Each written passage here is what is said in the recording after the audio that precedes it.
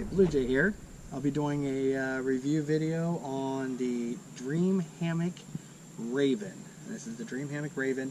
It is a very, very, very nice hammock. It is my own hammock. This is not a review video where they send me some stuff and I decide to do a video on it every time they send me something new. This is actually the one I would purchase for myself, video or not.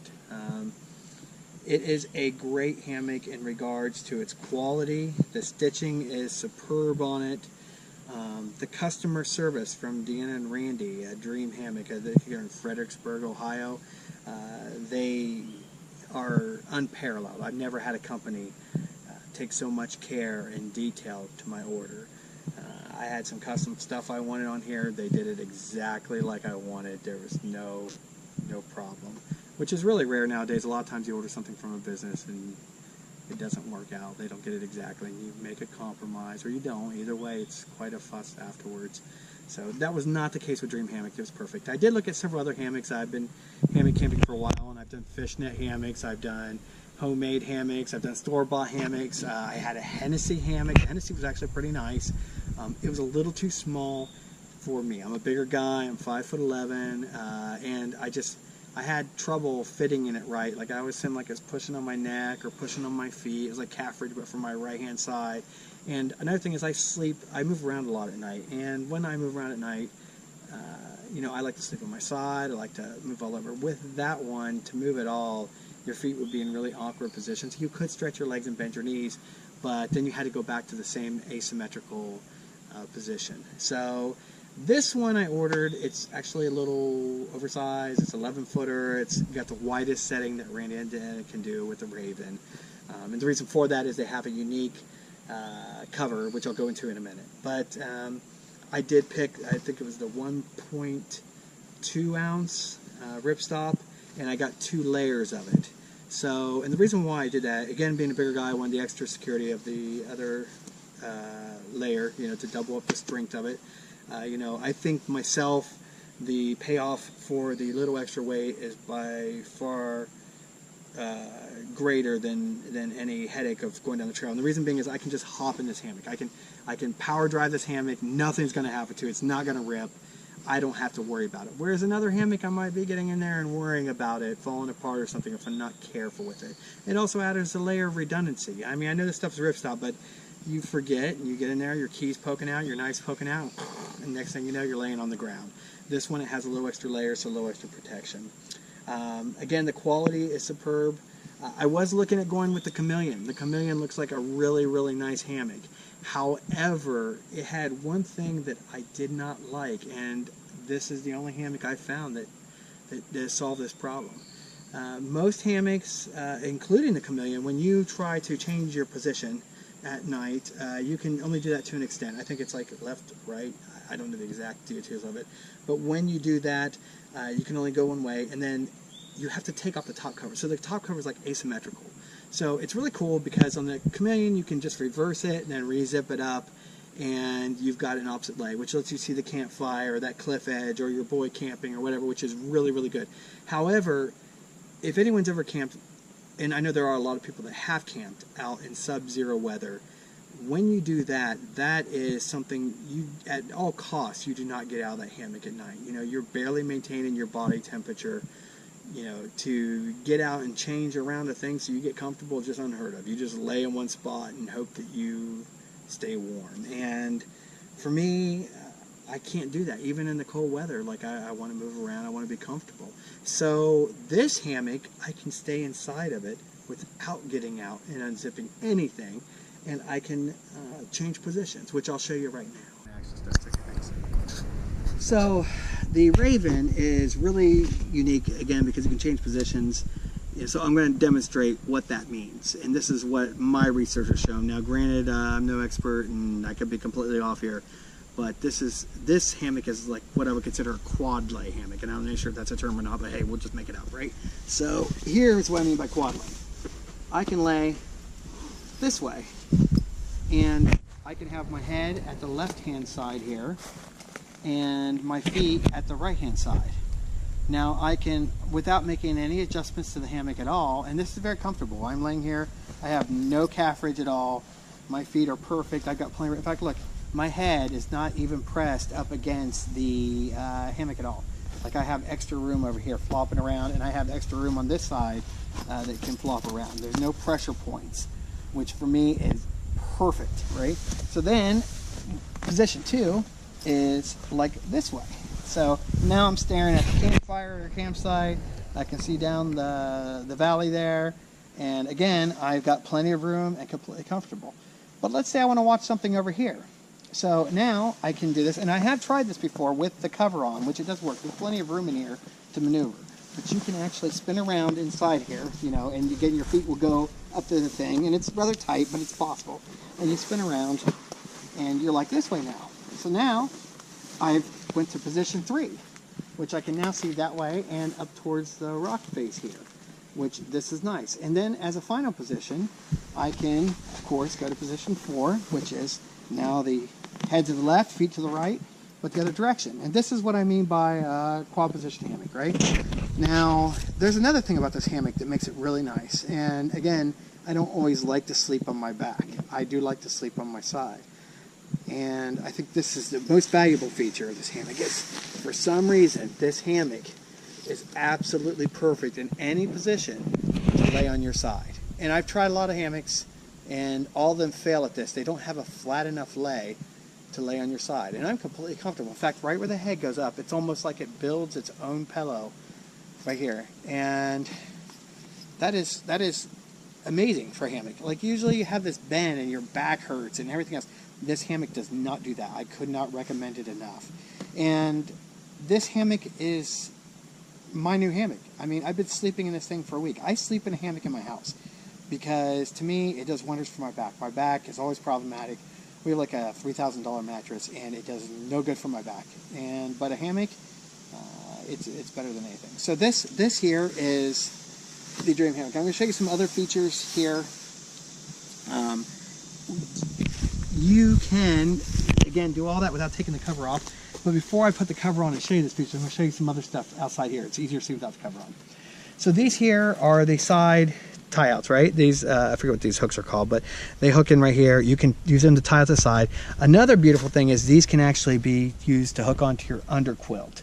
So that helps keep your underquilt up against you, which is what you want, so you get a nice air pocket inside there. That's huge for going really cold temperature.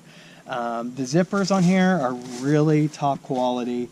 I mean, down to the little nitty-gritties, like even a tie-off point on the inside. You just don't see stuff like this. I mean, it all fits together perfectly. They do have tie-offs here. If you come around this way, they have tie-offs here. They're like shock cord. And then you can hook your bags up here. And this is called a peak bag. And I believe the default Raven comes with one already. Now, I wanted something custom here on this one. First of all, I wanted AM steel, and then I wanted the whoopee slings on either side, which I got. Then I also wanted a double Ridgeline. Now, you can see it's flopping around right now. And the reason why I do that is I put a lot of weight into what hangs on my Ridgeline. You know, I've got a 9mm with night vision laser on it. Laser. And then I've also got my battery pack that fits in here, and then, you know, I can put my cell phone and my GoPro batteries in here and charge all that at once and listen to an audiobook, right? Because it's a big battery cell. And so the weight is substantial on these. So if I do this with my gun pocket on the other one, you know, I get less stretch. And so that hangs and this hangs, and they almost hang a little bit separately. See, if I put some weight down there, it's not one of them hanging extra low, which keeps them up. And I like a lot of room in here. So let me get the top covers, put them on, let you see how they look and how they work. This is the bug net. It's really, really strong stuff. I guess it's a no-see-ums bug net. Apparently little bugs, they're so small, you can't see them when they get in here. So this one doesn't have that. It has the tie off here on the bottom, cinch it up to keep things from getting in. You can just over tuck it a little bit. It's more than enough. As you can see, it's a huge bug net, plenty of coverage, and at the same time plenty of space to move around on the inside. I can't see what else you'd want out of a bug net. It seals up on here. You can put this either way. You can flip it left or flip it right, because there's one zipper on one side and one zipper on the other one. They're diagonal. However, one thing you cannot do is get it inside out. which I found that out, it is very difficult to get inside out.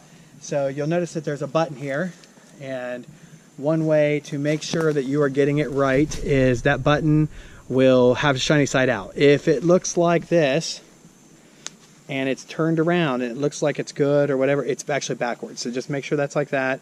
And before you spread it to the other side, you want to have the button snapped, and you want it right underneath the AM steel. And the reason being is if you put it over top, the gap here in the bottom is actually larger than the gap on the top, and it will come loose and slide down while you're trying to pull taut on the other end. So as long as you get that button right below the main support line, it'll work just fine. There's no problems there at all. Now that you've seen the mosquito netting on the Raven, this is the winter cover. The winter cover is very, very nice. As an experiment in the house, it's not winter yet, so I can't try it out inside, but we did turn down the air conditioner to a really cold temperature, and I turned on my ceiling fan right over top of the hammock, and I was able to put this on, and while it was sitting there whipping and it was really cold, I stayed really warm on the inside. It still holds in heat really nicely.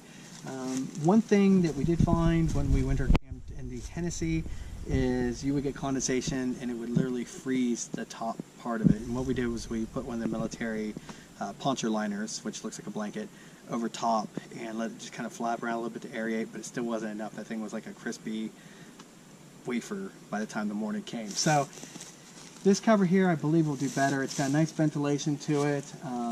Everything's good to go here. It's got zippers on both sides that spread out from the middle, and the zippers are very high quality. Again, you can just take them and yank them like that. They don't get caught or anything, which is really good. One big concern I had before I got this was that this netting, if you come here and look, it actually is open on the bottom. However, I don't think any bugs are going to get in here right away, and also on top of that too, you can kind of cinch it up. So it's barely even, has any gap there. But when you get in here and you lay down and you spread it out, it's really taut across there. And then also you have to consider too that this line here is another blocking point. So it's not just a matter of this here blocking, but it's also another layer blocking right here. So it does really well. No bugs are ever going to be a problem in this thing. It's really a good design. And you know, the only thing that I would even begin to criticize in this design is when you pull this up, it obviously comes all the way down, which can be a little bit of a pain in the inside to reattach it, but not impossible. I imagine I just need more experience at it.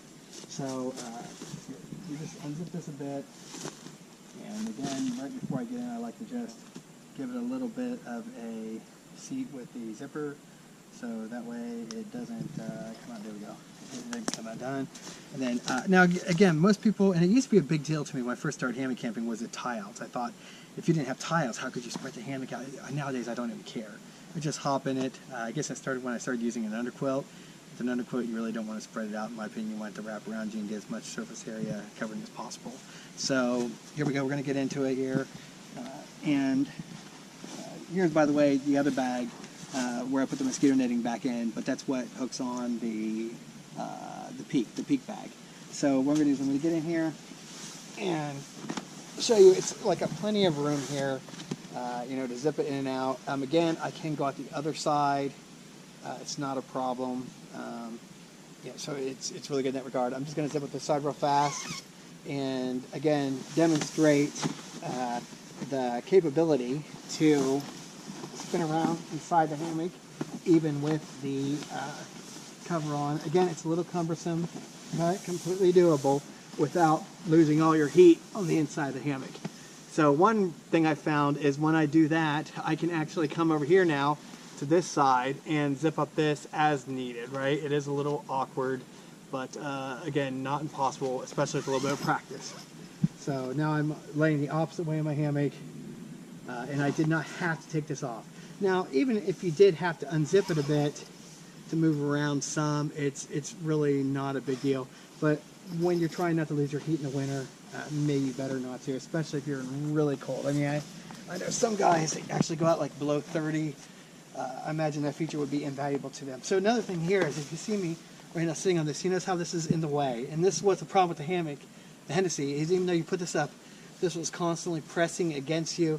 You couldn't just chill out without being in this weird, awkward angle and watch the campfire. You know, sometimes I just like to chill out here and swing. And you can't. You got this awkwardness, right? So one nice thing I really like about this is we'll just go around and unzip this. And this is another reason why I wanted a double Ridgeline, was so I could do this trick, right? So first you take this up and over like that. That's step one there. And you take this one up and over. Oops. That's the button there, I think. Oh, another thing here too, if you forget the button, it will slide down. This button is just a basic lock in place. In fact, I got that wrong. I believe you put that button down here below the Ridgeline or the hammock catch, and that keeps it from sliding over the whole thing. But we're going the opposite direction now. We are actually taking this up and over like that. So, and again, let me unzip the other side. And this right here. Okay, so now let's just put up this side properly. So there's that. And there's that. So now you can see this is really high up here. I still have access to all my Ridgeline bags as needed. And I also even like to have the additional, if I wanted to, I could tuck this on the inside, put the bag up here if I wanted to get it out of the way also, and then I can retuck it under the Ridgeline, whatever. It gives me some versatility there. Again, it's useful. And now we can get in the hammock. See, the campfire started, everyone's sitting and chit-chatting, and now your hammock is an actual good chair to use. Sit around, look how far away that is from my head. It is not a problem. You can even hold on to it and swing like this. I mean, it is like the perfect setup. You can use it again to help maneuver yourself around and enjoy the night, you know? And it's so nice not having that in the way at all and being able just to relax, you know? And again, real good quality here. I am not concerned at all. Even though I'm really big, this is not a problem. This hammock is built like a tank, but weighs as light as a small sports car, right? So I put my bug netting back on because I did want to show you this, and it was a little harder. So this is the organizer, you know, and I kind of got it filled up with some stuff, but there's a heavy battery pack on there. There's my phone, which is making noise, and then, you know, like I could charge my batteries in here or others. And then also on the other side, there's a whole other set of pockets that are equal. So I can literally charge more stuff or put more stuff in there, keys, etc. Here is the gun holder. It does have a hole on either side for, I guess, a longer barrel. So I don't know if you have a 357 or something. But it fits in there real nice, like a normal 9mm M&P. Fits in there no problem. And it's kind of nice because at night, if you needed to, you know, you could pull it out pretty reasonably. You could mess with it a little bit, but you can see it comes out pretty reasonably to protect your family, I guess, if you had to. And then also, too, this does come undone. So you can de-Velcro it and pull it down if you need to for whatever reason. And again, the double Ridgeline, as you see here, we got pull on one, pull on the other. As, of course, and I'll show you this too, because this might be a factor in your decision in buying a hammock. You know, how far those things stay when you sit down in it, so how high they are. As you can see, 5'11", and it's really not even affecting my head. Of course, I can always go like this if I'm just chilling out. I can spread them out of the way. And again, if I'm laying in the hammock, they are plenty far out of the way. I kind of like it. I can check the time, etc. You know, I could, if I wanted to, slide this one down just like that and have that ready to go there. So with the Raven, this is the following morning here, I thought I would show you packing it up, some tricks that I've found doing this several times now. You know, one thing we can do right off the bat is, of course, take off the bug net, and it just quickly unzips. And we can, of course, do that with the bottom piece too, which it looks like it's already off. So there's the bug net. It does take some tweaking, by the way, to kind of get the net to hold right here. And if you shove your foot, it can work its way out just in the middle of the night. But so then these like slip right off the end. So, you know, I like to use D-rings myself. I'm sure there's some people that are super ultra light people that don't like to do that. So we just take this off. I myself, I don't really care about the extra weight. Oh, we're gonna have to drop it and grab it. I've got a ridiculously crazy hang angle here, guys, because of the terrain. Is what it is. But even at a crazy tight hang angle, that's like half the force. It seems like I'm hanging across. Yeah, this hammock's still comfortable. Like, you just can't go wrong with it. That's some extra weight, isn't it? Don't want to wrap that up in the stuff sack. Give me a second.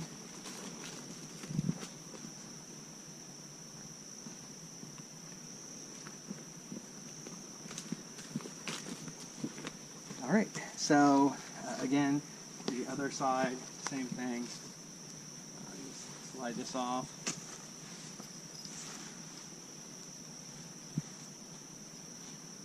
Oops. So then unzip it all the way. There we go. Slide this off. Another thing you can do is just go up over the D-ring. The hull is big enough to go completely up over, so you can just like set that to the side if you want, or you can take it off. Doesn't really matter. I like to take it off so I can put it in the pack next. So, and then each one of these, you get a peak bag with each one. So if you order with just one or the other, you get, of course, one peak bag per. And this just stuffs right into here. It's really nice. I mean, this I can't even just imagine not taking this bug net, just because it weighs like nothing. I mean, even in the wintertime, I would take it just in case it got a little warmer out and I wanted to go with the bug net or whatever reason. It just not even worth the time unpacking it. So.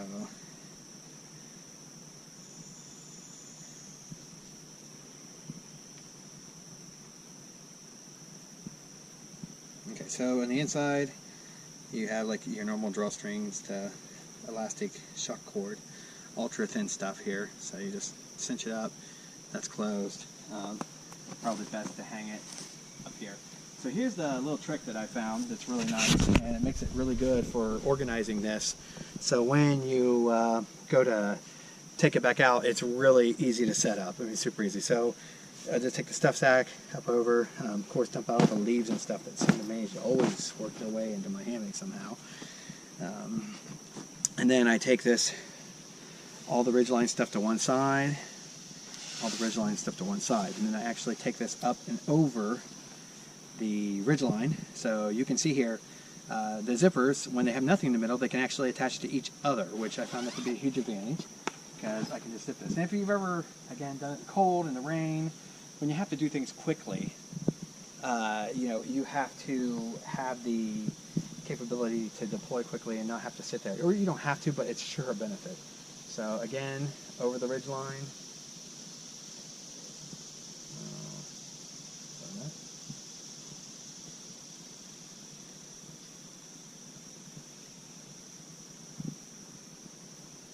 Bear with me. Kind of jammed the zipper by yanking it open. There, fixed it. No big deal. And there we go.